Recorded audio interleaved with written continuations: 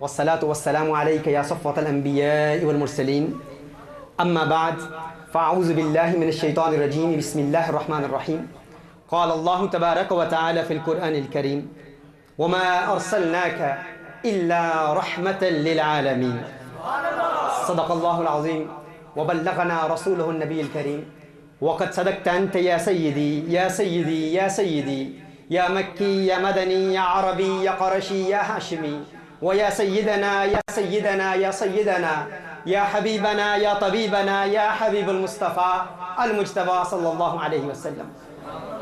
لائق صد احترام علماء کرام، مشائخ اعظام، ارباب علم و بصیرت، صاحبان عقل و دانش، نوجوانان و نونہالان ملت اسلامیہ، ورلڈ اسلامک مشن کے سرپرست اعلیٰ، پیر طریقت، رہبر شریعت حضور شیخ الاسلام والمسلمین حضرت علامہ پیر سید معروف حسین شاہ صاحب مدظلہ العالی، اور وہ تمام علماء کرام جو حضرت کے ساتھ آج کی اس بزم کی رونق بنے، ورلڈ اسلامک مشن پیرس کے زعماء اور تحریک کنز الہدیٰ کے وہ تمام کارکنان جن کی پرخلوص محبتوں اور انتھک محنتوں سے آج کی یہ پرنور محفل پورے تذق و احتشام سے منائی جا رہی ہے. السلام علیکم ورحمۃ اللہ وبرکاتہ. قرآن کریم کی اس آیہ مبارکہ کو سرنامہ سخن کی حیثیت سے تلاوت کرنے کا شرف حاصل کیا. اس میں خلاق کائنات ارشاد فرماتا ہے وما ارسلناک الا رحمۃ للعالمین. محبوب ہم نے آپ کو نہیں بھیجا مگر تمام جہانوں کے لیے رحمت بنا کر، عالمین کے لیے رحمت بنا کر. رسالت مآب صلی اللہ علیہ وآلہ وسلم فقط مسلمانوں کے لیے رحمت نہیں ہے، فقط انسانوں کے لیے رحمت نہیں ہے، فقط مردوں اور عورتوں کے لیے رحمت نہیں ہے. رسالت مآب صلی اللہ علیہ وآلہ وسلم تمام جہانوں کے لیے رحمت بنا کر بھیجے گئے. العالمین کا لفظ استعمال ہوا ہے، وما ارسلناک الا رحمۃ للعالمین. یہ ایک معروف آیت ہے، ہر شخص اس آیت کو جانتا ہے. اس سے بھی معروف آیت سے مزید تنقیح ہو جاتی ہے، مزید وضاحت ہو جاتی ہے. الحمدللہ رب العالمین، الحمدللہ رب العالمین. وہاں بھی العالمین کا استعمال ہوا ہے، یعنی تمام تعریفیں اللہ عز و جل کے لیے ہیں جو تمام جہانوں کے لیے رب ہے. جو رب العالمین ہے تمام جہانوں کا رب ہے، کسی ایک عالم کے لیے نہیں، ہر عالم کے لیے رب ہے، ہر عالم کا رب ہے. عالم انسانیت کے لیے رب ہے اللہ عز و جل، عالم ملائکہ کا رب ہے، عالم ملکوت کا رب ہے، عالم ناسوت کا رب ہے اللہ عز و جل، عالم جنات کا رب ہے اللہ عز و جل، سیاروں کے عالم کا رب ہے، ستاروں کے عالم کا رب ہے، خلاق کائنات تمام عالمین کا رب ہے. وہ مخلوقات جو ہمارے وہم و گمان سے بھی بالا تر ہیں، متجاوز ہیں، وہ پلانٹس جہاں پر ایگزسٹنس ہے، مخلوقات موجود ہیں یا موجود نہیں ہیں یا کسی کے تصور میں موجود ہیں، جس پلانٹ میں جو بھی کریشن موجود ہے، جب بھی اللہ کو وہ پکارتے ہیں تو اللہ ان کی مدد کرتا ہے، کیونکہ اللہ رب العالمین ہے. جس پلانٹ سے جو مخلوق اللہ کو مدد کے لیے پکارے، اللہ ہر ایک کا رب ہے. اب جس کے لیے اللہ کی ربوبیت ہے، کیونکہ وہ رب العالمین ہے، ہر اس ذات کے لیے، ہر اس مخلوق کے لیے رسالت مآب صلی اللہ علیہ وسلم رحمت ہے. یعنی حضور اکرم صلی اللہ علیہ وسلم کی رحمت فقط انسانوں تک محدود نہیں.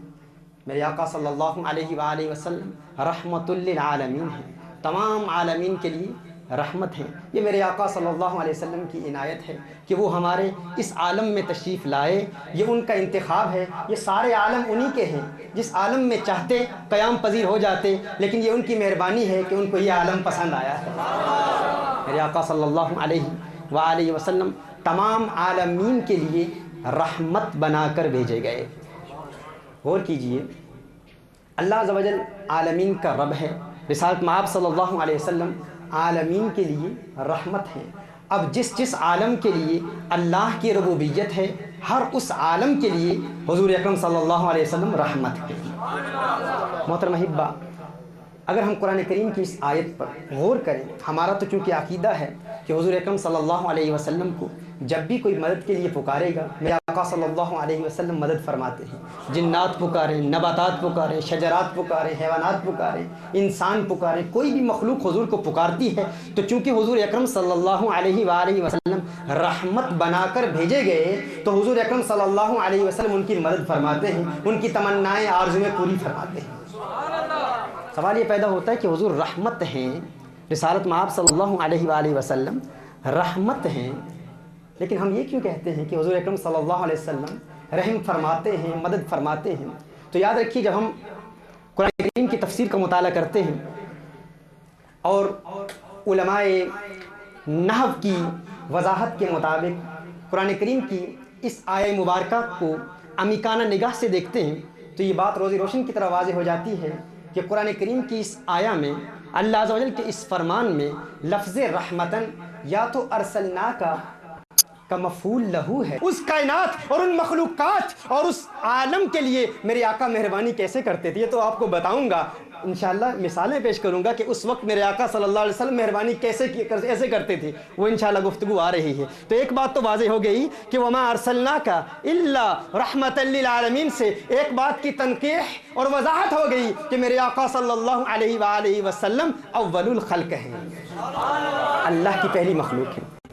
مزید اس پر اگر ہم توجہ کریں، رحمت للعالمین ہونے کے لیے مزید ایک بات کی ضرورت ہے، وہ یہ ہے کہ جو جس پر مہربانی کرے، جو جس پر مہربان ہو، اس کے لیے یہ بھی ضروری ہے کہ جس پر وہ مہربانی کر رہا ہے، جس پر وہ مہربانی کر رہا ہے، یعنی عالمین پر حضور مہربان ہے، جس پر وہ مہربانی کر رہا ہے، جب تک وہ زندہ ہے مہربان کا زندہ ہونا بھی ضروری ہے، مہربانی کرنے والے کا زندہ رہنا بھی ضروری ہے۔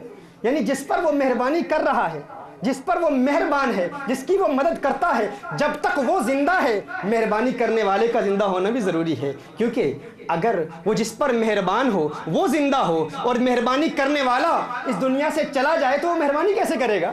میرے آقا صلی اللہ علیہ وسلم نے یقیناً موت کا ذائقہ چکھا تو ہے، لیکن میرے آقا صلی اللہ علیہ وسلم کی موت عام لوگوں کی موت کی طرح نہیں ہے۔ رسالت مآب صلی اللہ علیہ وسلم نے موت کا ذائقہ چکھا ہے، لیکن کونین کے والی، خسرو خوباں، سیاح لامکاں، نازش ہر دو جہاں صلی اللہ علیہ وسلم رحمت للعالمین ہیں، تمام جہانوں کے لیے رحمت بنا کر بھیجے گئے ہیں۔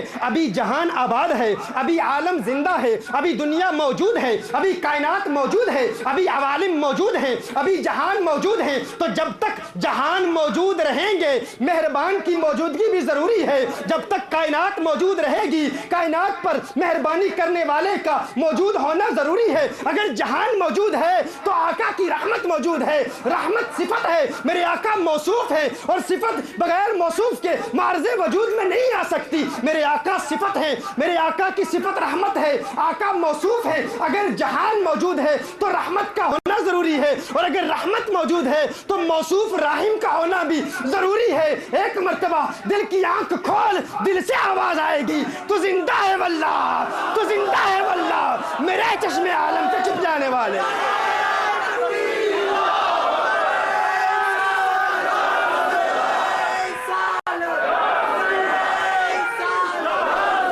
رحمت للعالمین سے سلامت رہو، جیو جب تک چاہو جیو، اللہ تمہیں سلامت رکھے، اللہ تمہیں خوشیاں دے۔ میں کیا عرض کر رہا تھا، دو چیزیں بیان ہو چکی۔ رحمت للعالمین کا معنی کیا ہے کہ حضور اکرم صلی اللہ علیہ وسلم تمام جہانوں کے لیے رحمت بنا کر بھیجے گئے۔ اب حضور اکرم صلی اللہ علیہ وسلم کا وجود تمام عالمین سے قبل ہے اور حضور زندہ ہیں، اسی آیت سے اس بات کی وضاحت ہو گئی۔ دیکھیے، مہربانی کرنے کے لیے فقط زندہ ہونا بھی کافی نہیں ہے، مہربان ہونے کے لیے فقط زندہ رہنا بھی کافی نہیں ہے، مزید کچھ تقاضے ہیں مہربانی کرنے کے لیے۔ وہ کیا ہے؟ اگر کوئی زندہ ہو، ہمارے مثال کے طور پر برطانیہ سے احباب آئے ہیں، ہمارے حسیب آوان صاحب موجود ہیں، یہ صوفی ریاض صاحب سے کہتے ہیں کہ دیکھیے آپ میری عمر میں مجھ سے بڑے ہیں اور آپ زندہ بھی ہیں، آپ مجھ پر مہربانی کیجئے، آپ اگر میری زندگی کے لیے، زندگی کے ایک ایک لمحے کے لیے مجھ پر مہربان ہیں تو ایک مہربانی کیجئے، میری مدد کیجئے۔ اب یہ رہتے ہیں برطانیہ میں، صوفی ریاض صاحب رہتے ہیں پیرس میں، یہ پیرس میں رہتے ہیں، وہ برطانیہ میں رہتے ہیں۔ اب صوفی ریاض صاحب کو یہ برطانیہ سے پکار رہے ہیں کہ آپ مہربانی کرتے ہیں مجھ پر مہربانی کیجئے، میری مدد کیجئے۔ تو یہ مہربانی کیسے کریں گے؟ مہربان ہونے کے لیے قریب ہونا بھی ضروری ہے، مہربانی کرنے کے لیے قریب ہونا بھی ضروری ہے۔ پہلی بات تو یہ ہے کہ مہربانی کرنے کے لیے زندہ ہونا ضروری ہے، اور جس پر مہربانی کر رہا ہو اس سے پہلے اس کا وجود ضروری ہے۔ میرے آقا رحمت للعالمین ہیں، میرے آقا تمام جہانوں کے لیے رحمت بنا کر بھیجے گئے، تو ضرورت اس امر کی ہے کہ میرے آقا صلی اللہ علیہ وسلم اگر کائنات کے ہر فرد کے لیے مہربان ہیں تو میرے آقا کا حاضر ہونا بھی ضروری ہے، ان کے قریب ہونا بھی ضروری ہے، قرب بھی ضروری ہے۔ اور اسی لیے اللہ نے ارشاد فرمایا النبی اولی بالمؤمنین من انفسہم، میرا نبی مومنین کی جانوں سے زیادہ قریب ہے، میرے نبی مومنین کی جانوں سے زیادہ قریب ہے۔ تو میرے آقا صلی اللہ علیہ وآلہ وسلم اگر رحمت للعالمین ہے تو رحمت للعالمین ہونے کے لیے میرے آقا کا قریب ہونا بھی ضروری ہے، اور قریب ہونے کو کہتے ہیں حاضرن، قریب ہونے کو کہتے ہیں حاضر۔ اور مومن تو کہتے ہیں کہ میرے آقا ہم سے قریب ہیں، مومن کی تمنا ہی یہی ہے، مومن کی تمنا ہی یہی ہے، مومن کی آرزو ہی یہی ہے، مومن کی خواہش ہی یہی ہے، مومن کے دل میں ہمیشہ یہی تمنائیں ہیں، یہی آرزویں ہیں کہ میرے آقا ہمیشہ میرے قریب رہے اور میں آقا کے قریب رہوں اور آقا کو دیکھتا رہوں۔ وہ کہتے ہیں ہار تھیما تینڈے گل داوے ماہی، ہار تھیما تینڈے گل داوے ماہی، نمی اصلوں دور نہ تھیما، یا تینڈے پیراں دی تھیما جتی، نت قدمہ ہیٹھ مدیواں، عجز نیاز ہے مڈی ساڈی، نت باندی یار صدیواں، یار فریدہ مکھ تین دل بردا، نمی ویکھ ویکھ کے جیواں۔ وہ تو کہتے ہیں کاش میرا محبوب ہمیشہ میری نگاہوں کے سامنے رہے اور میں محبوب کی نگاہ رحمت کے سامنے رہوں۔ یہ تمنا ہوتی ہے، یہ آرزو ہوتی ہے۔ دیوانہ تو کہتا ہے گول گتاں میں خیش قبیلہ ایک سونیا تنڈڑے نہ تھوں، رب دی سو مہی پیارا لگنا ہے، سکو بابل ویر تے ماں تھوں، عمر گزارا وچ قدماں دے، ایک واری جے آنکھیں ہاں توں، یار فریدہ میں دو۔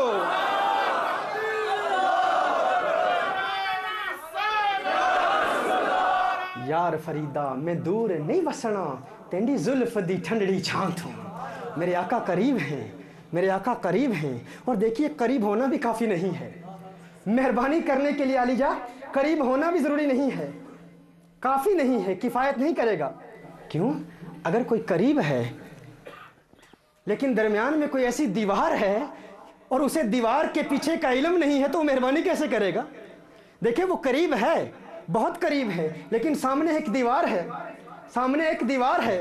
اب دیوار حائل ہے، وہ زندہ بھی ہے، اس سے عمر میں بڑا بھی ہے، جس پر مہربانی کر رہا ہے، جس کی زندگی کے ایک ایک لمحے کے لیے اس پر مہربان ہے، اس پر مہربانی کرتا ہے، اس پر رحم کرتا ہے، زندہ بھی ہے، عمر میں اس سے بڑا بھی ہے، اس کے قریب بھی ہے، لیکن درمیان میں ایک دیوار ہے اور اسے دیوار کے پیچھے کا علم نہیں تو مہربانی کیسے کرے گا؟ پتہ چلا مہربانی کرنے کے لیے حاضر ہونا بھی ضروری ہے اور ناظر ہونا بھی ضروری ہے۔ میرے آقا نے ارشاد فرمایا ان اللہ تعالی قد رفع لی الدنیا فانا انظر الیہا والی ما هو کائن فیہا الی یوم القیامہ۔ معجم الکبیر للطبرانی، امام طبرانی نے اس کو روایت کیا ہے اور اس پر میں بڑا تفصیلی کلام علم بلاغت کی روشنی میں کر چکا ہوں کہ حضور اکرم صلی اللہ علیہ وآلہ وسلم نے ارشاد فرمایا ہے، اسی سٹیج پر ماضی میں کر چکا ہوں، ان اللہ تعالی قد رفع لی الدنیا فانا انظر الیہا، اللہ عز و جل نے میرے لیے اس دنیا کو بلند کر دیا، فانا انظر الیہا، فانا انظر الیہا۔ بلاغیوں کا قانون ہے کہ جہاں مقام جملہ فعلیہ کا ہو اور جملہ اسمیہ آ جائے تو دوام کا فائدہ دیتا ہے، اور پھر وہ دوام دو قسم پر منقسم ہوتا ہے۔ ایک دوام تجدد ہے، دوام تجدد کا معنی یہ ہے کہ اس میں انقطاع کا امکان ہے، اگر اس کی خبر اگر جملہ فعلیہ کا مقام ہے، جملہ اسمیہ آ جائے اور اس جملہ اسمیہ کی خبر فعل مضارع ہو تو دوام تجدد کا فائدہ دیتا ہے۔ یعنی میرے آقا صلی اللہ علیہ وسلم ارشاد فرماتے ہیں اللہ نے زمین کو دنیا کو میرے لیے بلند کر دیا اور میں دیکھ رہا ہوں۔ مقام تھا فنظرت کا، کیونکہ رفع فعل ماضی ہے اور یہاں مقام تھا فنظرت کا کہ میں نے دیکھ لیا، لیکن یہ نہیں فرمایا میں نے دیکھ لیا، فرمایا فانا انظر الیہا فانا انظر الیہا، میں دیکھ رہا ہوں، مقام تھا جملہ فعلیہ کا، جملہ اسمیہ آیا اور جملہ اسمیہ کی خبر فعل مضارع ہے، فائدہ دیتا ہے دوام تجدد کا۔ مطلب کیا ہوا؟ میرے آقا ارشاد فرماتے ہیں کہ اللہ نے میرے لیے زمین کو بلند کر دیا، زمین کو یوں بلند کر دیا، اور میں نے اس زمین میں یہ نہیں فرمایا کہ فنظرت الیہا، ایک مرتبہ دیکھ لیا، یہ نہیں فرمایا کہ ایک مرتبہ دیکھ لیا اس دنیا میں کیا ہو رہا ہے، فرمایا نہیں، فانا انظر الیہا والی ما ہوا قائن فیہا الی یوم القیامہ، فرمایا اللہ نے اس دنیا کو میرے لیے بلند کر دیا اور میں دیکھ رہا ہوں کہ قیامت تک اس دنیا میں کیا ہوگا، قیامت تک وقوع پذیر ہونے والے تمام واقعات کو یوں دیکھ رہا ہوں جیسے اپنے ہاتھ کی ہتھیلی کو دیکھ رہا ہوں۔ میرے آقا فرماتے ہیں کہ میں دیکھ رہا ہوں، میرے آقا حاضر بھی ہیں، رحمت للعالمین جو ہوئے، اگر تمام جہانوں کے لیے اور تمام جہانوں کے لیے ہر آن ہر لمحہ ہر ساعت کے لیے رحمت بنا کر بھیجے گئے تو جو جہاں سے پکارے گا میرے آقا مدد فرمائیں گے، جو میرے آقا کو جب پکارے گا وہ اس عالم سے پکارے یا کسی دوسرے پلانٹ سے پکارے، جہاں سے بھی پکارے گا کونین کے والی اس کی مدد کریں گے، کیونکہ وہ جانتے ہیں اور وہ ایسا علم رکھتے ہیں کہ ایک ماہ مدن، ایک ماہ مدن، ایک ماہ مدن نورانی بدن، ایک ماہ مدن نورانی بدن، نیچی نظریں سب کی خبریں، وہ دکھا کے پون وہ سنا کے سخن، مرا پھونک گیا سب تن من دھن۔ نیچی نظریں سب کی خبریں، نیچی نظریں سب کی خبریں، رحمت للعالمین ہے تو میرے آقا صلی اللہ علیہ وسلم کا وجود بھی تسلیم کرنا ہوگا، میرے آقا کو زندہ بھی تسلیم کرنا ہوگا، حاضرون بھی ماننا ہوگا، ناظرون بھی ماننا ہوگا کہ وہ زندہ بھی ہیں، اول الخلق بھی ہیں، حاضر بھی ہیں، ناظر بھی ہیں۔ آیت ایک ہے وما ارسلناک الا رحمت للعالمین، لیکن فیض کریم کے غلام اور نالین برداروں کی بارگاہ میں حاضر ہونے والا اس فیض کو بانٹنے کی کوشش کر رہا ہے۔ ایک آیت سے آپ کے کتنے مسائل حل ہو رہے ہیں، حضور اول الخلق بھی ہیں، حضور زندہ بھی ہیں، حضور حاضر بھی ہیں، حضور ناظر بھی ہیں۔ لیکن یہ بھی بتا دوں آپ کو کہ یہ دلائل کافی نہیں ہیں، عشق کی بات بھی ضروری ہے، کیونکہ بہت زیادہ دلائل تو ہم دیں گے انشاءاللہ، اور آپ جو سوال کرنا چاہتے ہیں آپ کریں انشاءاللہ تعالی، فقیر حاضر ہے، ان بزرگوں سے الحمدللہ فیض منتقل ہو رہا ہے، اور جب تک آپ سوال کرتے رہیں، جب تک آپ کے من کا مفتی مطمئن نہیں ہو جاتا انشاءاللہ جواب دیتا رہوں گا انشاءاللہ۔ اس حوالے سے جو بھی آپ سوال کریں گے انشاءاللہ تعالی میرے اسی آیت کو بنیاد بنا کر کہ رسالت مآب صلی اللہ علیہ وآلہ وسلم زندہ بھی ہیں، اول الخلق بھی ہیں، حاضر بھی ہیں، ناظر بھی ہیں، لیکن حاضر ناظر ہونا بھی کافی نہیں ہے، مہربانی کرنے کے لیے حضور حاضر ناظر ہونا بھی کافی نہیں ہے۔ کیوں؟ اگر کوئی حاضر بھی ہو، ناظر بھی ہو، موجود بھی ہو، لیکن آپ کے دل کے احوال کو جانتا ہی نہیں، وہ جانتا ہی نہیں کہ آپ کس مصیبت میں مبتلا ہیں، وہ جانتا ہی نہیں کہ آپ کی بیماری کیا ہے، اگر وہ آپ کے دل کی کیفیات کو جانتا ہی نہیں، اسے پتہ ہی نہیں کہ آپ کی پریشانی کیا ہے، اگر علم ہی نہیں رکھتا تو وہ پھر مدد کیسے کرے گا، وہ مہربانی کیسے کرے گا؟ میں کہتا ہوں اللہ فرماتا ہے وَمَا أَرْسَلْنَاكَ إِلَّا رَحْمَةً لِّلْعَالَمِينَ، محبوب ہم نے آپ کو تمام جہانوں کے لیے رحمت بنا کر بھیجا، اور رحمت بننے کے لیے، مہربانی کرنے کے لیے ضرورت اس امر کی ہے جو مہربان ہے، جس پر مہربانی کرتا ہو اس کے دل کے حال کو بھی جانتا ہو۔ اللہ نے ارشاد فرمایا وَمَا كَانَ اللَّهُ لِيُطْلِعَكُمْ عَلَى الْغَيْبِ وَلَكِنَّ اللَّهَ يَجْتَبِي مِن رُّسُلِهِ مَن يَشَاءُ، اللہ اپنے پیارے رسولوں میں سے جسے چاہتا ہے علم غیب عطا فرما دیتا ہے۔ سورہ جن میں فرمایا عالم الغیب فلا یظہر علی غیبہ احدا الا من ارتضی من رسول، کہ علم غیب جاننے والا عالم الغیب اللہ اپنے رسولوں میں سے جس پر راضی ہو جائے اسے علم غیب دے دیتا ہے، جس سے خوش ہو جائے اسے علم غیب دے دیتا ہے۔ اور میرے آقا صلی اللہ علیہ وسلم کو تو اللہ راضی کرتا ہے، اللہ راضی کرتا ہے، اور کیسے راضی کرتا ہے؟ جبریل امین حضور کی بارگاہ میں حاضر ہوتے ہیں، عرض کرتے ہیں یا رسول اللہ صلی اللہ علیہ وسلم، حضور کو دیکھتے ہیں، حضور اکرم صلی اللہ علیہ وسلم کی آنکھوں سے اشکوں کی برسات جاری ہے، میرے آقا رو رہے ہیں، اور جبریل امین دیکھتے ہیں کہ میرے آقا صلی اللہ علیہ وسلم اتنا رو رہے ہیں کہ آقا صلی اللہ علیہ وسلم کے اشکوں کی برسات داڑھی سے نکل رہی ہے، दाढ़ी से मेरे आका सल्लल्लाहु अलैहि वसल्लम की अश्कों के बरसात के कतरात टपक रहे हैं। जिब्रील अमीन अर्ज़ करते हैं, या रसूल अल्लाह सल्लल्लाहु अलैहि वसल्लम, आका, मेरे प्यारे आका, अल्लाह का पैगाम लाया हूँ। अल्लाह फरमा रहा है, लिमा तबकी या रसूल अल्लाह, लिमा तबकी या रसूल अल्लाह, मेरे प्यारे क्यों रो रहे हो, मेरे प्यारे क्यों रो रहे हो। अल्लाह तो जानता है, लेकिन हमें इल्म देने के लिए अल्लाह ने जिब्रील को भेजा। लिमा तबकी या रसूल अल्लाह, मेरे प्यारे क्यों रो रहे हो। हुजूर फरमाते हैं, अब हदीस के अल्फाज हैं कि एक सांस में मेरे आका सल्लल्लाहु अलैहि वसल्लम ने, करीम आका हमसे कितना प्यार करते हैं, कितना प्यार करते हैं। जिब्रील ने पूछा, लिमा तबकी या रसूल अल्लाह, आका आप क्यों रो रहे हैं। एक ही सांस में मेरे आका ने फरमाया,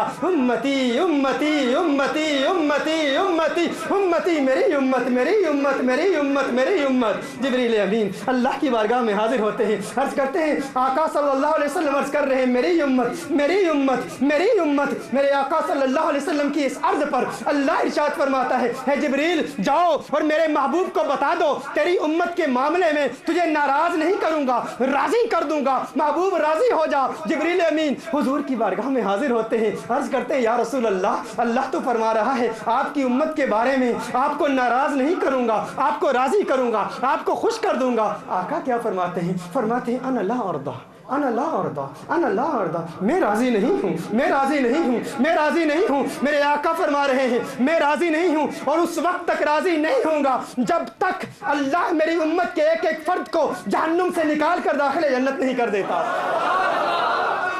जिब्रील फिर हाजिर होते हैं अल्लाह की बारगाह में, हुजूर अर्ज कर रहे हैं, है मेरे अल्लाह, मैं उस वक्त तक राजी नहीं होता जिस वक्त तक हर उम्मती को जहन्नुम से निकाल के जन्नत का परवाना न मिल जाए। अल्लाह ने फिर ये आयत नाजिल की, वलसौफ युतीका रब्बुका फतरदा, महबूब तेरा रब तुझे इतना अता करेगा, इतना अता करेगा कि तू राजी हो जाएगा। मेरे आका सल्लल्लाहु अलैहि वसल्लम से अल्लाह राजी है, मेरे आका सल्लल्लाहु अलैहि वसल्लम से अल्लाह राजी है। अल्लाह आका से प्यार करता है और आका उम्मत से प्यार करते हैं, आका उम्मत से प्यार करते हैं। और कितना प्यार करते हैं अभी आपको बताऊंगा। पहले ये वमा अरसलनाका इल्ला रहमतल लिल आलमीन, इस मौजू पर मजीद थोड़ी सी गुफ्तगू करना चाहता हूँ। देखिए, अगर कोई रहमतुल लिल आलमीन है, देखिए कोई एक फ़र्द किसी एक फ़र्द पर मेहरबानी करता है उसकी ज़िंदगी के एक एक लम्हे के लिए, तो उसके लिए इन तमाम चीज़ों की ज़रूरत है। और वो एक आका है और तमाम जहानों के लिए रहमत बनाकर भेजे गए हैं। उनकी अज़मतों का आलम क्या होगा, उनकी रिफ़ातों का आलम क्या होगा।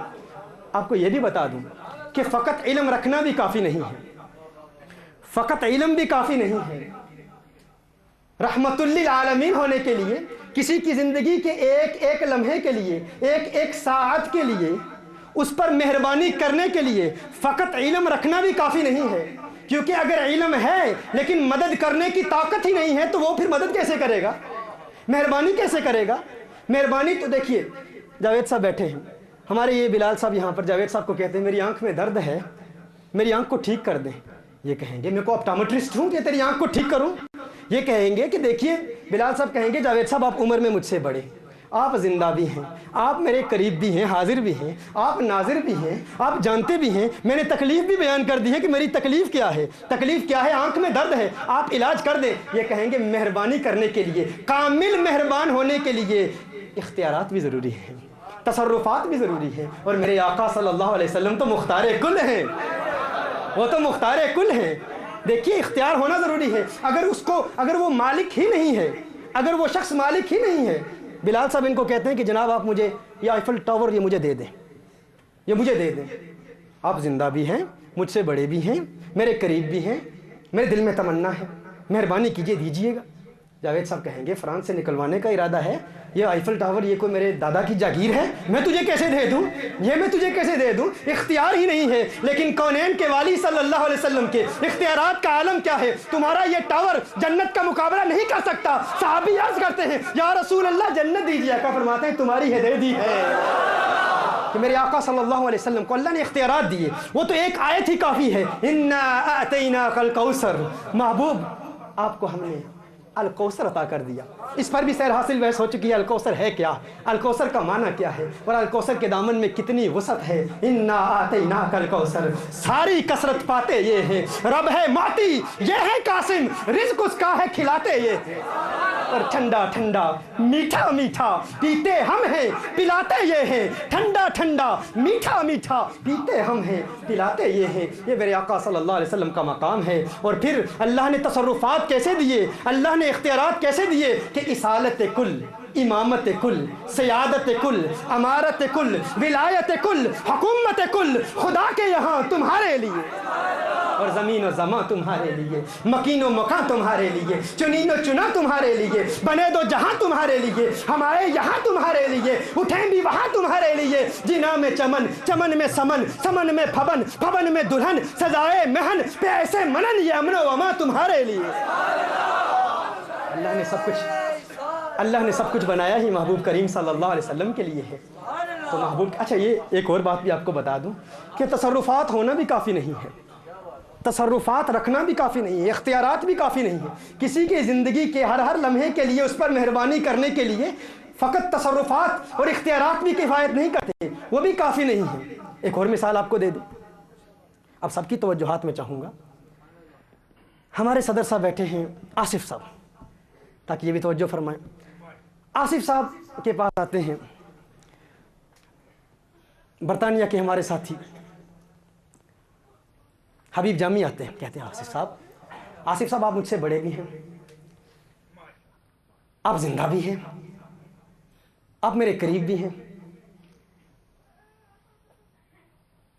آپ میرے معاملات کو جانتے بھی ہیں، آپ مجھ پر مہربانی فرمائیں۔ آصف صاحب کو مثال کے طور پر وہ عربی میں کلام کر رہے ہیں یا وہ انگلش میں کلام کر رہے ہیں، آپ کو انگریزی آتی ہے، علی سبیل المثال میں بیان کر رہا ہوں۔ وہ انگلش میں کہہ رہے ہیں، آصف صاحب مہربانی کیجئے، مجھے پیاس لگی ہوئی ہے، پانی دیجئے، پانی دیجئے، بار بار پانی کا مطالبہ کر رہے ہیں، پانی دیجئے، پانی دیجئے، پانی دیجئے۔ آصف صاحب ان سے محبت کرتے ہیں، مہربانی کرنا بھی چاہتے ہیں، ان کے سامنے موجود بھی ہیں، وہ بار بار کہہ رہے ہیں اور علم بھی رکھتے ہیں، لیکن وہ مانگ رہے ہیں پانی، انہیں سمجھ نہیں آ رہا، وہ انگلش میں پانی مانگ رہے ہیں، انہیں زبان سمجھ میں نہیں آتی، وہ کہہ رہے ہیں پانی دے، پانی دے، پانی دے۔ یہ بھاگ کے جا کے گرم چائے کی پیالی لاتے ہیں، تو کیا ان پہ مہربانی کر پائیں گے؟ نہیں کر پائیں گے۔ تو پتہ چلا مہربان ہونے کے لیے زبان جاننا بھی ضروری ہے۔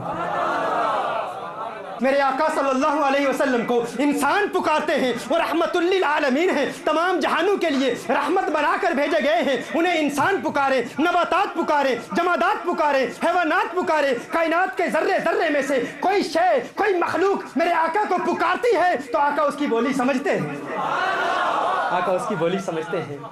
تو رحمت للعالمین ہونے کے لیے، مہربانی کرنے کے لیے زبان جاننا بھی ضروری ہے، اور میرے آقا زبان جانتے ہیں۔ میرے آقا صلی اللہ علیہ وسلم کی بارگاہ میں ایک مرتبہ رسالت مآب صلی اللہ علیہ وآلہ وسلم ایک صحرا سے گزر رہے ہیں۔ امام ابو نعیم نے دلائل النبوہ میں اس روایت کو نقل کیا ہے۔ میرے آقا صلی اللہ علیہ وآلہ وسلم صحرا سے گزر رہے ہیں اور حضرت انس بن مالک رضی اللہ تعالیٰ عنہ اس کے راوی ہیں۔ اچانک ایک آواز آتی ہے، کسی کے چیخنے کی آواز آتی ہے، کوئی مخلوق اپنی ہی بولی میں کچھ کہہ رہی ہے۔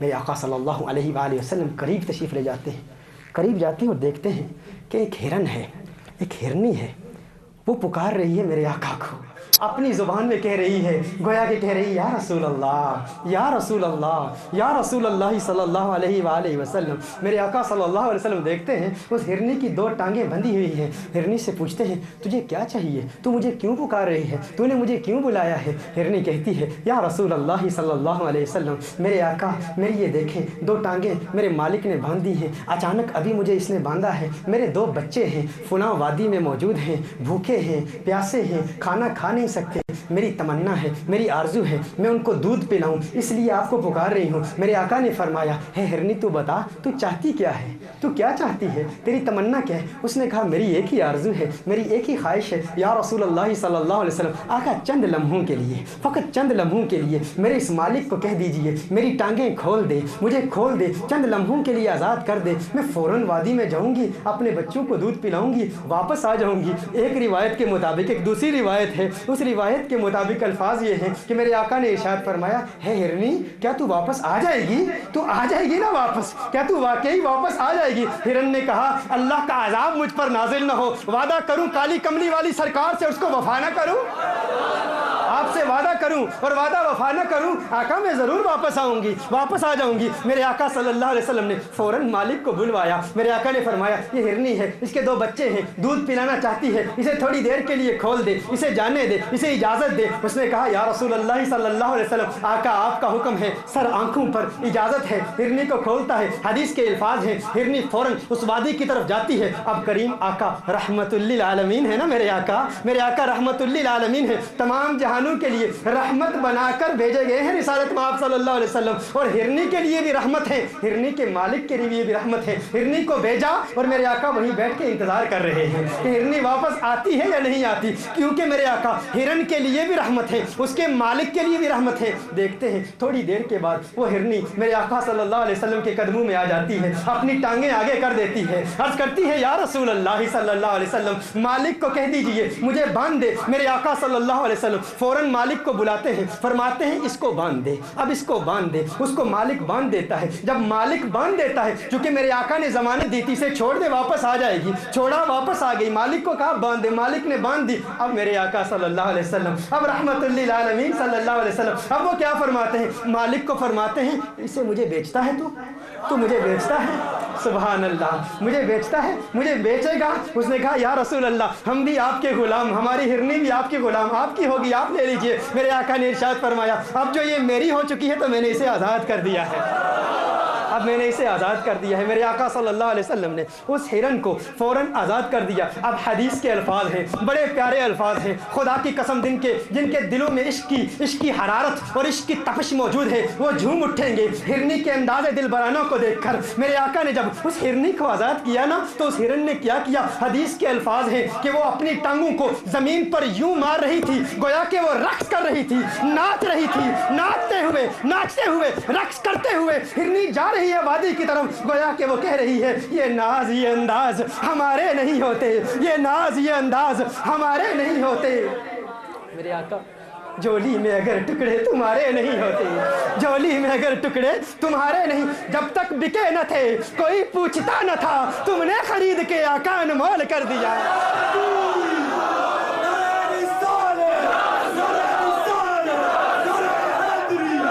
جب تک بکے نہ تھے، جب سودا بازار مصطفیٰ میں ہو گیا، پہلے بھی جانوروں کو بیچا جاتا ہوگا، بے جانوروں کو لوگ بیچتے ہوں گے، خریدتے ہوں گے، لیکن آج اس ہرنی کا تذکرہ پیرس کی مسجد میں کیوں ہو رہا ہے؟ کیونکہ اسے میرے آقا نے خریدا تھا، اسے میرے آقا نے خریدا تھا۔ حدیث کے الفاظ ہیں کہ وہ زمین پر پاؤں مارتے ہوئے وہ ہرنی اپنی وادی کی طرف واپس جا رہی ہے، اور حدیث کے دوسرا جملہ قابل غور ہے، ہرنی کیا رہی ہے؟ ہرنی کہتی ہے اشہد ان لا الہ الا اللہ اشہد انک رسول اللہ، اشہد ان لا الہ، میں شہادت دیتی ہوں کہ اللہ کے علاوہ کوئی معبود نہیں، اور اس بات کی گواہی دیتی ہوں جو آقا اتنے کریم ہوں، ہرنی کی بولی سمجھتے بھی ہیں، اس کی مدد کرتے بھی ہیں۔ ارے جنہیں ہرنی کے بچوں کی دودھ اور پیاس کا بھی احساس ہے وہ دہشت کی تعلیم نہیں پھیلاتے، وہ امن و آشتی اور محبت و رواداری کے پیغمبر ہیں، احترام انسانیت اور خدمت خلق کے پیغمبر ہیں۔ ہرنی کہہ رہی ہے اشہد ان لا الہ الا اللہ واشہد انک رسول اللہ۔ ہرنی کہہ رہی ہے کہ وہ کریم آقا جسے ہرنی کے بچوں کے دودھ کا خیال ہے وہ اور کوئی نہیں، وہ اللہ کا نبی ہے، میں گواہی دیتی ہوں۔ اور یہ بھی صحیح حدیث ہے، امام احمد بن حنبل نے اپنی مسند میں اس کو روایت کیا، اور حضرت ابو سعید خدری رضی اللہ تعالیٰ عنہ راوی ہیں۔ ایک بھیڑیا تھا، ایک چرواہا بکریاں چرا رہا ہے، اچانک ایک بھیڑیا آتا ہے، اس کی بکری کو پکڑ لیتا ہے، چرواہا فوراً اس بکری کو واپس اس سے لے لیتا ہے۔ وہ بھیڑیا اپنی دونوں ٹانگوں پہ کھڑا ہو جاتا ہے، دونوں ٹانگوں پہ کھڑا ہو کے دم اس کی زمین پر ہے، حدیث کے الفاظ ہیں دم اس کی زمین پر ہے، دونوں ٹانگوں پر کھڑا ہو کے انسانوں کی طرح سامنے کی 2 ٹانگیں اوپر کر لیتا ہے، 2 ٹانگوں پہ کھڑا ہو کے وہ کہتا ہے اللہ کا خوف کر، تو اللہ سے ڈر، اللہ نے مجھے رزق دیا تھا اور تو نے مجھ سے چھین لیا، اللہ نے مجھے رزق دیا تھا اور تو نے مجھ سے وہ رزق چھین لیا، اللہ کا خوف۔ وہ کہتا ہے، چرواہا کہتا ہے کہ یہ بھیڑیا ہے، بھیڑیا اور انسانوں کی طرح بولتا ہے بھیڑیا، کیا عجیب بات ہے کہ بھیڑیا ہو کر انسانوں کی بولی بولتا ہے بھیڑیا اور انسانوں کی زبان میں کلام کرتا ہے۔ وہ بھیڑیا کہتا ہے تجھے اس بات پر تعجب ہے کہ میں بھیڑیا ہوں اور انسان کی زبان میں بات کرتا ہوں، کیا تجھے اس سے بھی بڑی بات نہ بتا دوں، اس سے بھی بڑی عجب، اس سے بھی عجیب ترین بات نہ بتا دوں؟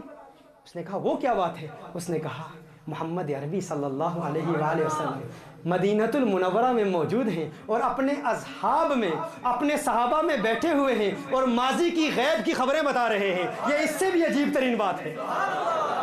تو اس بات پر تعجب کرتا ہے کہ بھیڑیا انسان کی بولی بولتا ہے؟ کہا میں تجھے اس سے بھی عجیب بات بتاتا ہوں کہ محمد عربی صلی اللہ علیہ وسلم ہیں اور کہاں پر موجود ہیں؟ مدینۃ المنورہ میں موجود ہیں، مدینۃ المنورہ میں موجود ہیں اور اپنے احباب کو، اپنے اصحاب کو ماضی کی غیب کی خبریں بتا رہے ہیں۔ چرواہا حیران ہوا، فوراً حضور اکرم صلی اللہ علیہ وسلم کی بارگاہ میں حاضر ہوتا ہے، رسالت مآب صلی اللہ علیہ وسلم کی بارگاہ میں فوراً جاتا ہے، عرض کرتا ہے یا رسول اللہ صلی اللہ علیہ وسلم، آقا میں نے ایک بھیڑیا دیکھا انسانوں کی طرح بول رہا ہے اور آپ کی نعتیں پڑھ رہا ہے، آپ کی تعریفیں کر رہا ہے۔ میرے آقا صلی اللہ علیہ وسلم نے یہ بات سنی، فوراً اذان پڑھی گئی، اذان کے بعد نماز باجماعت ادا کی گئی۔ اب میرے آقا صلی اللہ علیہ وآلہ وسلم نے بلایا، فرمایا وہ چرواہا کہاں ہے؟ وہ چرواہا ذرا سامنے آئے۔ میرے آقا نے اس چرواہے کو بلایا۔ اب غور کیجئے میرے آقا صلی اللہ علیہ وسلم کو اپنی نعت سے کتنا پیار ہے۔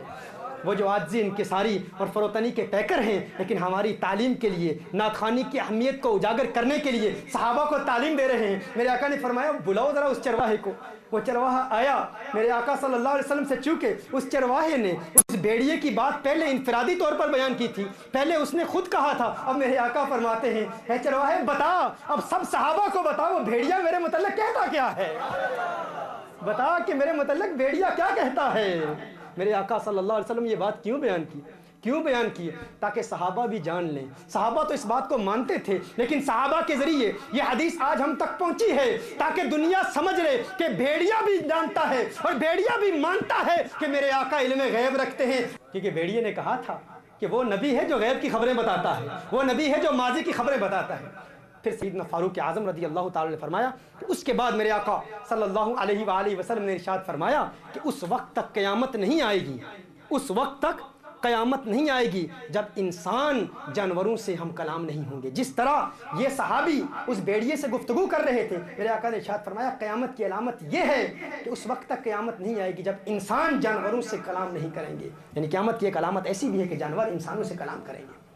غور کیجئے میرے آقا صلی اللہ علیہ وآلہ وسلم سب بولیاں جانتے ہیں۔ ایک اونٹ میرے آقا کی بارگاہ میں حاضر ہوا، عرض کرتا ہے یا رسول اللہ صلی اللہ علیہ وسلم، میرے آقا میں ایک بات اونٹ ایک حساس جانور ہے، انتہائی حساس جانور ہوتا ہے اونٹ آقا کی بارگاہ میں حاضر ہو کر عرض کرتا ہے یا رسول اللہ صلی اللہ علیہ وسلم، آقا میں جب جوان تھا نا، جب میں تندرست تھا، جب میں جوان تھا تو میرا مالک مجھ سے بہت کام لیتا تھا اور مجھ سے میری خدمت بھی کرتا تھا، مجھے کھانا بھی کھلاتا تھا۔ یا رسول اللہ صلی اللہ علیہ وسلم جب میں توانا تھا، جب میں تندرست تھا، جوان تھا تو مجھے کھلاتا تھا، اب میں بوڑھا ہو گیا ہوں تو مجھے ذبح کرنے کا ارادہ کر رہا ہے، اب مجھے یہ ذبح کرنا چاہتا ہے۔ اونٹ نے میرے آقا صلی اللہ علیہ وسلم کی بارگاہ میں حاضر ہو کر عرض کی یا رسول اللہ صلی اللہ علیہ وسلم یہ مجھے ذبح کرنا چاہتا ہے۔ اب ذبح کرنا مالک کا حق ہے، مالک کا حق ہے نا، اگر مالک ذبح کرنا چاہتا ہے مالک ذبح کر سکتا ہے، لیکن چونکہ اونٹ نے حضور اکرم صلی اللہ علیہ وسلم کا وسیلہ مانگا، حضور کی سفارش مانگی، اونٹ کی جان بچ گئی، اونٹ کو نجات مل گئی۔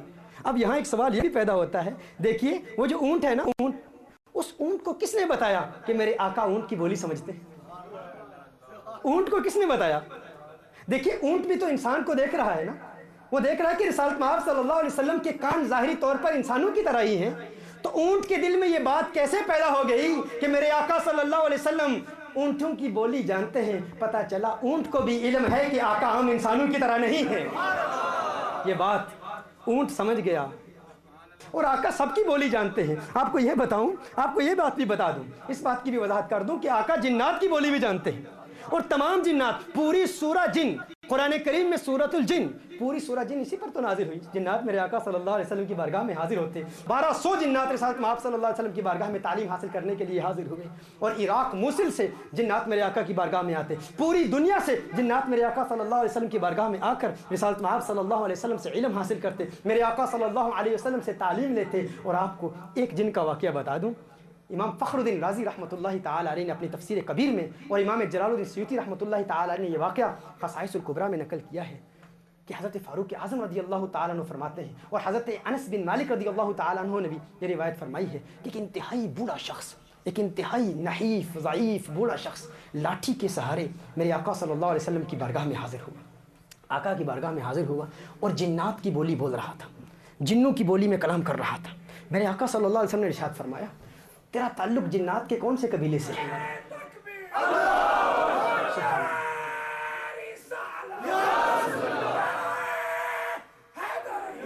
ارشاد فرمایا تیرا جنات کے کون سے قبیلے سے تعلق ہے، کون سے قبیلے سے تعلق ہے؟ اب آقا کو جنات کے قبیلوں کا بھی علم ہے کہ جنات کے کون کون سے قبیلے ہیں اور کس کس قبیلے کے جنات کون سی بولی بولتے ہیں۔ میرے آقا نے فرمایا تیرا جنات کے کون سے قبیلے سے تعلق ہے؟ اس نے کہا میں ابلیس کا پڑپوتا ہوں۔ اس نے کہا میں ابلیس کا، شیطان ابلیس کا پڑپوتا ہوں، اس کا گرینڈ سن ہوں، میں ابلیس کا پڑپوتا۔ حضور نے فرمایا اپنا شجرہ نسب بیان کر۔ اس نے کہا انا حام بن ہیم بن لاقیس بن ابلیس، میرا نام حام ہے، میں ہیم کا بیٹا ہوں جو لاقیس کا بیٹا ہے جو ابلیس کا بیٹا ہے۔ اس نے اپنا شجرہ بیان کیا، شجرہ نسب بیان۔ اس نے کہا میرا نام حام ہے، میں ہیم، اور مفسرین بیان کرتے ہیں کہ شیطان کی اولاد میں سے یہی واحد ایک اس کی اولاد میں سے، شیطان کے بیٹوں میں سے ایک بیٹا ہے جو مومن تھا، مسلمان تھا، فقط ایک ہی کو ایمان نصیب ہوا ہے، اس کا نام حام تھا۔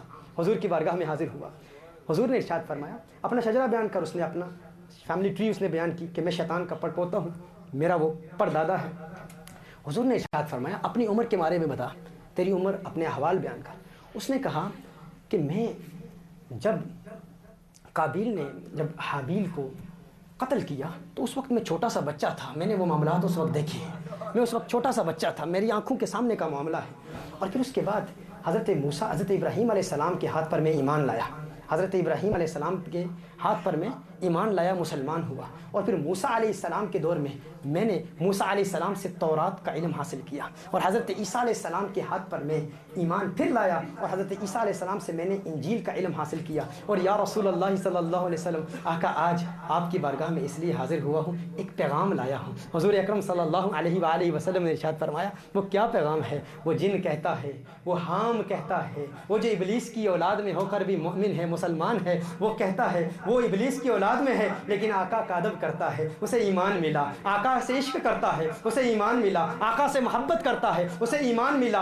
اور ابراہیم علیہ السلام کا ادب کرتا تھا، اسے ایمان کی نعمت ملی۔ موسیٰ علیہ السلام کا ادب کرتا تھا، ایمان کی نعمت ملی۔ عیسیٰ علیہ السلام کا احترام کرتا تھا، ابلیس کی اولاد میں ہو کر بھی مومن ہوا۔ آقا سے عرض کرتا ہے یا رسول اللہ صلی اللہ علیہ وسلم، جب میں حضرت عیسیٰ علیہ السلام کی بارگاہ میں حاضر ہوتا تھا تو حضرت عیسیٰ علیہ السلام نے مجھے ایک مرتبہ فرمایا تھا کہ میرے بعد ایک نبی آئے گا جو تمام انبیاء کا سردار ہوگا، میرے بعد ایک نبی آئے گا جو تمام انبیاء کا سردار ہوگا، ایک نبی آئے گا جو تمام انبیاء کا سردار ہوگا۔ عیسیٰ علیہ السلام نے فرمایا تھا کہ تو اس وقت زندہ ہوگا، تو اس وقت زندہ ہوگا اور وہ دور تو دیکھے گا، تو اس وقت کو دیکھے گا۔ پتہ چلا عیسیٰ علیہ السلام کو پتہ ہے، اللہ نے مستقبل کا علم دیا ہے، اور یہ بھی پتہ ہے عیسیٰ علیہ السلام کو کہ کس کی کتنی زندگی ہے۔ میرے آقا صلی اللہ علیہ وسلم کی بارگاہ میں یہ جن عرض کرتا ہے یا رسول اللہ صلی اللہ علیہ وسلم نے حضرت عیسیٰ علیہ السلام نے پیغام یہ دیا تھا، عیسیٰ علیہ السلام کا پیغام یہ تھا کہ جب تیری حضور اکرم صلی اللہ علیہ وسلم سے ملاقات ہو تو مجھ عیسیٰ کا سلام حضور اکرم صلی اللہ علیہ وسلم کی بارگاہ میں پیش کرنا۔ حدیث کے الفاظ ہیں، حدیث کے الفاظ ہیں۔ میرے آقا صلی اللہ علیہ وسلم نے جب یہ بات سنی نا تو آقا صلی اللہ علیہ وسلم پر رکت طاری ہو گئی، میرے آقا صلی اللہ علیہ وسلم نے رونا شروع کر دیا، اور میرے آقا نے ارشاد فرمایا ہے حام بن ہیم بن لاقیس بن ابلیس، ہے حام تجھ پر بھی سلام اور میرے بھائی عیسیٰ پر بھی سلام ہو۔ میرے آقا صلی اللہ علیہ وسلم رحمت للعالمین ہے۔ اور میں نے عرض کیا، یہ جو میں نے ابھی بات عرض کی ہے وہ کیا تھا کہ اگر کوئی غیر مسلم بھی ہو، آقا کا ادب کرتا ہو، آقا کا احترام کرتا ہو تو اسے ایمان مل جاتا ہے۔ ایک یہودی بچے کا واقعہ بہت زور دیا ہے پیرس کے بھائیوں نے کہ وہ واقعہ ضرور بیان کرنا ہے، ہر چند کے میں حال ہی میں بیان کر چکا ہوں۔ ایک یہودی نوجوان تھا، بڑا حسین و جمیل تھا، اب وہ غیر مسلم تھا یہودی، لیکن حضور کا عاشق ہو چکا تھا، اسے حضور سے پیار ہو چکا تھا، اسے حضور سے عشق ہو چکا تھا، اسے کونین کے والی صلی اللہ علیہ وسلم سے پیار ہو چکا تھا۔ انتہائی حسین و جمیل ایک یہودی نوجوان تھا، مدینہ المنورہ میں رہتا تھا۔ ایک مرتبہ اس نے کونین کے والی، خسرو خوباں، سیاح لامکاں، نازش ہر دو جہاں صلی اللہ علیہ وسلم کا حسین چہرہ دیکھ لیا، میرے آقا صلی اللہ علیہ وسلم کی واللیل والی زلفیں دیکھ لی، میرے آقا صلی اللہ علیہ وسلم کا علم نشرح کا سینہ دیکھ لیا، میرے آقا صلی اللہ علیہ وسلم کے مازار کے سرخ ڈوروں کو دیکھ لیا، یاسین کی چمک دمک والے دانتوں کو دیکھ لیا۔ جب میرے آقا کے حسن کو اس یہودی نے دیکھا تو آئینہ دل میں حسن مصطفیٰ کو شامل کر لیا، اتار لیا، داخل کر لیا، چہرہ والضحیٰ کا دیوانہ ہو گیا، میرے آقا صلی اللہ علیہ وسلم کو اپنا دل دے دیا، میرے آقا صلی اللہ علیہ وسلم سے عشق کرنے لگا، میرے آقا سے پیار کرنے لگا، اور مختلف بہانوں آ گیا ہے۔ اس یہودی بیٹے نے جب اپنے محبوب کا نام سنا نا تو گویا جاتی ہوئی روح فوراً واپس لوٹ کر آ گئی، فوراً آنکھیں کھولی، چہرہ والضحیٰ دیکھا، کہا ہے میرے محبوب، ہے میرے محبوب، میری کوئی نمازیں نہیں ہیں، میرے پاس کوئی روزے نہیں ہیں، کوئی عبادت نہیں ہے، کوئی تقوی نہیں ہے، کوئی پرہیزگاری نہیں ہے، لیکن کیا میری نجات کی بھی کوئی امکان ہے؟ کیا میری نجات کا بھی کوئی امکان ہے؟ کیا میری نجات بھی ممکن ہے؟ یہودی نے کہا کیا میری نجات بھی ممکن ہے؟ میرے آقا صلی اللہ علیہ وسلم نے ارشاد فرمایا، کونین کے والی صلی اللہ علیہ وسلم نے ارشاد فرمایا، ہاں میں تیری نجات کی ضمانت دیتا ہوں، ابھی توحید کا کلمہ توحید پڑھ، ابھی توحید پڑھ، میں تیری نجات کی ضمانت دیتا ہوں، میں ضمانت دیتا ہوں کہ تیری نجات ہو جائے گی۔ وہ یہودی اسی وقت آقا کے قدموں میں گرتے ہوئے کہتا ہے کہ قبر سے لے کر دخول جنت تک آپ کی ضمانت پر کلمہ طیبہ پڑھتا ہوں، آقا کے قدموں میں گرتا ہے اور جان اللہ کے حوالے کر دیتا ہے۔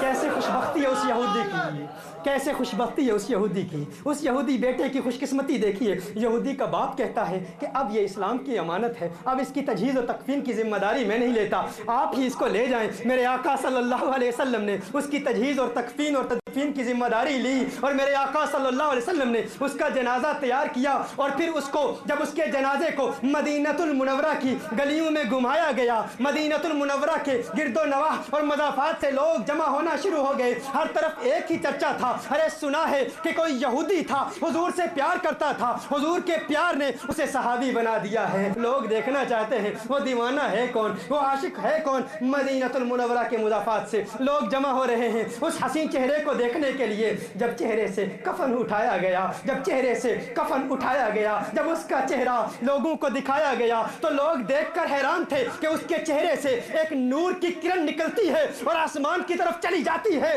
لوگ حیران ہیں، ارے کتنا خوش بخت ہے، کتنا خوش قسمت ہے، اور کیسا عظیم عاشق مصطفیٰ ہے کہ ایک مرتبہ چہرہ مصطفیٰ کو ایمان کی حالت میں دیکھا تو اتنی نعمتوں سے اللہ نے نوازا کہ مر گیا ہے، لیکن اس کے چہرے پر تبسم کی سجاوٹ ہے، اس کے چہرے پر مسکراہٹ ہے، اس کے چہرے پر تبسم کی کھلکھلاہٹ ہے۔ لوگ دیکھ رہے ہیں، دیوانہ مسکرا رہا ہے، دیوانہ مسکرا رہا ہے، چہرے سے نور کی ایک کرن نکلتی ہے، آسمان کی طرف پھیل جاتی ہے۔ ایک انتہائی حیرت انگیز منظر لوگوں نے دیکھا، صحابہ نے دیکھا کہ حضور اکرم صلی اللہ علیہ وآلہ وسلم ایک مختلف انداز سے چل رہے ہیں۔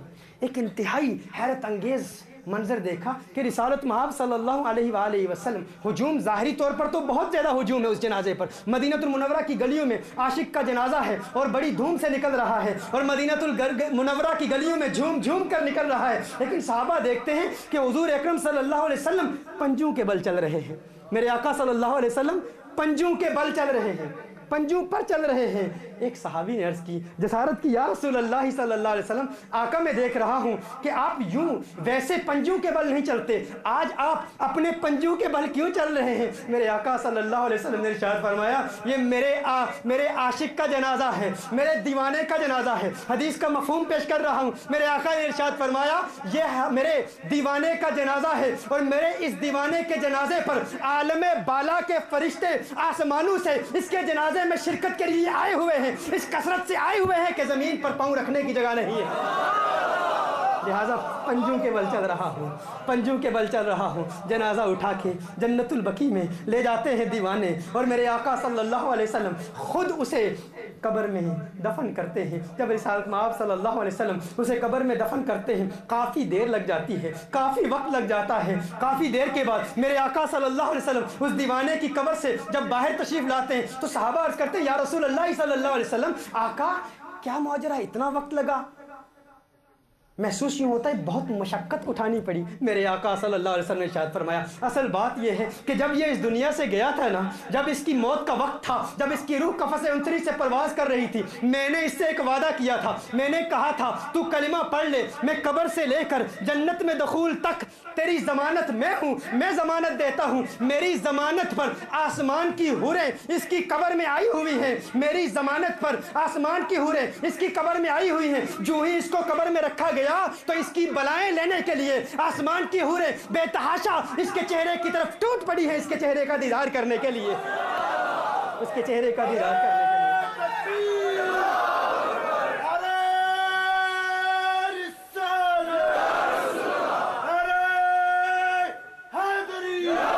میرے آقا صلی اللہ علیہ وسلم نے ارشاد فرمایا میرے جسم سے پسینہ ٹپک رہا تھا اور میرے جسم کے پسینے کے قطرات اس کے کفن پر گرے، اور اب اس کا جسم اور اس کا کفن قیامت تک مہکتا رہے گا، میرے پسینے کی برکت سے اس کا جسم اور اس کا کفن قیامت تک مہکتا رہے گا۔ یہ وہ دیوانہ ہے، میرے آقا سے اس نے پیار کر لیا، میرے آقا سے عشق کر لیا، اور عشق کا ثواب اور اجر کیا ملا کہ آسمان سے فرشتے آ رہے ہیں اس کے جنازے پر، عالم بالا کے فرشتے اس کے جنازے پر آ رہے ہیں۔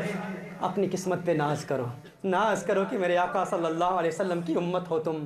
آج کی اس بزم کا آخری پیغام، کہنے کو تو بہت کچھ تھا، وما ارسلناک الا رحمۃ للعالمین پر میں کلام نہیں کر پایا، انتہائی چند علمی باتیں، ارسال، مرسل، مرسل الیہ، اور اس پر میں نے مرسل کون ہے، مرسل کون ہے، مرسل الیہم کون ہے، اس کا تعلق اس سے بھی رسالت مآب صلی اللہ علیہ وسلم کی نورانیت کا ثبوت پیش کرنا تھا، اور پھر کچھ منطقی بحثیں بھی تھی، میرا ارادہ تھا کچھ کلام کرنا، لیکن چونکہ اب وقت ختم ہو چکا ہے، آخر میں تمام احبہ کو یہی پیغام دینا چاہتا ہوں کہ میرے آقا صلی اللہ علیہ وسلم ہم سے پیار کرتے ہیں، اس میں کوئی شک نہیں، میرے آقا صلی اللہ علیہ وسلم ہمیں جانتے ہیں، ہم سے محبت کرتے ہیں، ہر فرد جو یہاں پر موجود ہے تمام سے پیار کرتے ہیں، تمام سے پیار کرتے ہیں، تمام کو میرے آقا صلی اللہ علیہ وسلم جانتے ہیں، اور کس قدر پیار کرتے ہیں میرے آقا صلی اللہ علیہ وآلہ وسلم۔ رسالت مآب صلی اللہ علیہ وآلہ وسلم نے ایک مرتبہ صحابہ سے فرمایا ہے میرے صحابہ تمہارے نزدیک سب سے عجیب ترین ایمان کس کا ہے، سب سے عجب، سب سے عجیب ایمان کس کا ہے؟ صحابہ عرض کرتے ہیں یا رسول اللہ صلی اللہ علیہ وسلم ہمارے نزدیک سب سے عجیب اور عجب ترین ایمان، افضلیت کی بات نہیں ہو رہی، عجیب ترین ایمان کی بات ہو رہی ہے۔ میرے آقا صلی اللہ علیہ وسلم نے فرمایا کس کا ایمان سب سے عجب ہے؟ اب دیکھیے میرے آقا کو ہم سے کتنا پیار ہے، یہ بات اس سے انشاءاللہ واضح ہو جائے گی۔ صحابہ عرض کرتے ہیں یا رسول اللہ صلی اللہ علیہ وسلم ہمارے نزدیک تو سب سے عجیب ایمان فرشتوں کا ہے، ملائکہ کا ہے۔ میرے آقا نے ارشاد فرمایا وما لهم لا يؤمنون وهم عند ربهم، وہ اللہ پر ایمان کیوں نہ لائیں گے، وہ تو اللہ کے قریب ہوتے ہیں، وہ تو اللہ کے قریب ہوتے ہیں۔ صحابہ نے عرض کیا رسول اللہ صلی اللہ علیہ وسلم پھر سب سے عجیب ایمان تو انبیاء کا ہے۔ میرے آقا صلی اللہ علیہ وسلم نے ارشاد فرمایا یعنی سب سے عجیب، منفرد، یونیک ایمان کس کا ہے؟ میرے آقا صلی اللہ علیہ وسلم نے ارشاد فرمایا انبیاء پر تو اللہ کی وحی نازل ہوتی ہے، انبیاء پر تو اللہ کی وحی نازل ہوتی ہے۔ صحابہ عرض کرتے ہیں یا رسول اللہ صلی اللہ علیہ وسلم فنحن یا رسول اللہ صلی اللہ علیہ وسلم، پھر ہمارا ایمان سب سے عجیب ہے، پھر ہمارا ایمان سب سے عجیب ہے۔ حضور نے ارشاد فرمایا تم تو میرا چہرہ والضحیٰ دیکھتے ہو، تم تو میری ادائیں دیکھتے ہو، تمہارے ایمان میں کون سی عجیب بات ہے؟ صحابہ نے عرض کیا پھر اللہ جانے اور اللہ کا محبوب جانے۔ میرے آقا صلی اللہ علیہ وسلم نے پھر ارشاد فرمایا رسالت مآب صلی اللہ علیہ وآلہ وسلم کے اس جواب کو لوح دل پر نقش کر لو، اور یہ مسند امام احمد کی حدیث اور صحیح مسلم کی حدیث اور معجم الکبیر للطبرانی کی تینوں حدیثوں کا مجموعہ اور مفہوم پیش کر رہا ہوں۔ میرے آقا نے ارشاد فرمایا ہے میرے صحابہ میرے نزدیک، مجھ محمد کے نزدیک سب سے عجب ایمان، سب سے عجیب ایمان میرے ان دیوانوں کا ہوگا جنہوں نے مجھے دیکھا بھی نہ ہوگا، گویا کہ 1400 سال بعد آئیں گے، انہوں نے فقط سن رکھا ہوگا، کوئی تھا آج سے 1400 سال پہلے، کوئی گنگریالے بالوں والا تھا، کوئی تھا کہ جس کے حسن کو دیکھ کر یہودی بھی کلمہ پڑھتے تھے، وہ ایسے دیوانے ہوں گے کہ انہوں نے میرا حسن دیکھا نہیں ہوگا لیکن میری ایک جھلک دیکھنے کے لیے اپنی جان مال اولاد کو قربان کر دیں گے۔ میرے آقا صلی اللہ علیہ وسلم نے ایک مرتبہ صحابہ سے ارشاد فرمایا مبارک ہو انہیں جنہوں نے مجھے دیکھا اور مجھ پر ایمان لائے، مبارک ہو انہیں جنہوں نے مجھے دیکھا اور مجھ پر ایمان لائے۔ ایک مرتبہ فرمایا انہیں مبارک ہو جنہوں نے میرا چہرہ والضحیٰ دیکھا اور دیکھنے کے بعد مجھ پر ایمان لائے، اور پھر فرمایا 7 مرتبہ مبارک ہو انہیں جنہوں نے مجھے دیکھا بھی نہیں اور مجھ پر ایمان لائے۔ 7 مرتبہ مبارک ہو، فرمایا 7 مرتبہ، 7 مرات 7 مرتبہ مبارک ہو انہیں جنہوں نے مجھے دیکھا بھی نہیں اور مجھ پر ایمان لائے۔ محترمہ احبہ، میرے آقا کو ہم سے پیار ہے، یہی پیار ہم نے اپنی آنے والی نسلوں تک منتقل کرنا ہے۔ سوال یہ پیدا ہوتا ہے کیسے کریں؟ سبق سیکھ لیجیے آج کی اس بزم کا، قاضی ایاز کی الشفا، اس کا مطالعہ خود شروع کر دیں اگر حضور سے پیار کرنا چاہتے ہیں۔ بڑا طویل میرا ذہن میں تھا، محاسبہ پر کلام کروں گا، محاسبہ کے بعد مراقبہ کیا ہوتا ہے، پھر مشاہدہ کیا ہوتا ہے، پھر عین الیقین، پھر حق الیقین، یہ سارے مراحل کیا ہیں، لیکن میں فقط آج کی اس بزم میں نچوڑ پیش کرتا ہوں۔ والدین کہتے ہیں کہ بچوں کو عشق مصطفیٰ کیسے دیا جائے؟ ہمارے بچے تو کارٹون دیکھتے ہیں، ہمارے بچے تو ٹی وی کے سامنے بیٹھے رہتے ہیں، ہم بتاتے ہیں آقا کون ہیں لیکن وہ سنتے ہی نہیں۔ یاد رکھیے میرے آقا صلی اللہ علیہ وسلم نے ایک نصاب دیا ہے، میرے آقا صلی اللہ علیہ وسلم نے ایک نصاب دیا ہے، بچوں کی پرورش کیسے کرو، کیسے کی جائے بچوں کی پرورش۔ اگر آپ چاہتے ہیں کہ آپ کے بچے آپ کے وفادار ہوں تو پرورش کا طریقہ سیکھ لیجئے۔ ہم اکثر کیا کرتے ہیں، ہم بچوں کو مسجد میں داخل کر کے قرآن شریف کی تعلیم دیتے ہیں، پھر عشق اہل بیت دو، عشق مصطفیٰ دو، پھر عشق اہل بیت دو، عشق اصحاب دو، اور پھر قرآن کی تعلیم دو۔ ہم جب بچہ، میرے آقا نے ارشاد فرمایا نا، یہ گیلی چھڑی کی مانند ہوتا ہے، یہ گیلی چھڑی کی مانند ہوتا ہے۔ امام غزالی رحمۃ اللہ تعالی نقل فرمایا کہ جب تک یہ چھڑی گیلی ہے اسے جدھر موڑو گے مڑ جائے گی، جدھر پھیرو گے پھر جائے گی، لیکن جب یہ سخت ہو جاتی ہے، سوکھ جاتی ہے، پھر والدین کو یاد آتا ہے کہ بچوں کو دین سکھائیں۔ جب والدہ خود حجاب کرتی نہیں، جب اس کی عمر 40-50 سال کی ہو جاتی ہے، اب اس کے چہرے کو کوئی دیکھنے والا ہے نہیں، اب وہ پردہ کر کے کہتی ہے کہ پیر صاحب تعویذ دے دے، میری بچی حجاب نہیں کرتی، اب تجھے کون دیکھے گا، اب تیرے اس پردے کا کیا فائدہ؟ جب تیری بچی، جب تیری بیٹی تیرے گھر میں تھی اس وقت تو حجاب کر کے اگر اس کے لیے ایک تعلیم اس کو دیتی، ایک ایگزامپل کے ساتھ لیڈ کرتی تو تیری بچی، تیری بیٹی باغی نہ ہوتی۔ لیکن ہم نے ایگزامپل کے ساتھ لیڈ کیا ہی نہیں، خود پر اسلامی تعلیمات کو ہم نے اپنایا ہی نہیں، اور پھر جب وہ باغی ہو جاتے ہیں، جب وہ چھڑی سوکھ جاتی ہے، پھر ہم اسے پھیرتے ہیں، پھر وہ ٹوٹ جاتی ہے، وہ باغی ہو جاتے ہیں۔ لیکن ہم کیا کرتے ہیں، ہم پہلے قرآن سے ابتدا کرتے ہیں۔ یاد رکھیے جب ہم بچوں کو قرآن سکھاتے ہیں، حافظ قرآن بھی بنا دیتے ہیں، ہم بچوں کو قرآن کا قاری بھی بنا دیتے ہیں، لیکن وہی بچہ قرآن پڑھ پڑھ کے حافظ بن کر بھی قرآن بھول جاتا ہے، کیونکہ ہم نے بچوں کو ابتدا میں عشق مصطفیٰ نہیں دیا۔ ہم نے حضور اکرم صلی اللہ علیہ وسلم کی تعلیم اور تربیت کی ترتیب کے مطابق عمل نہیں کیا، ہم نے پہلے قرآن دیا۔ یاد رکھیں جب بچہ آپ کا 2 سال کی عمر کا ہو، 2-3 سال کی عمر تک، رات سونے سے قبل اسے آقا صلی اللہ علیہ وسلم کے معجزات سکھائیں، یہ واقعات بتائیں، یہ ہرنی کا واقعہ بتائیں، بھیڑیے کا واقعہ بتائیں، میرے آقا صلی اللہ علیہ وسلم کے معراج کے واقعات بتائیں۔ لوگ کہتے ہیں بچے ایڈونچرز پسند کرتے ہیں، کارٹون دیکھتے ہیں، آپ نے ان کو ٹی وی کے حوالے کیوں کیا؟ کیوں ٹی وی کے حوالے کر دیا؟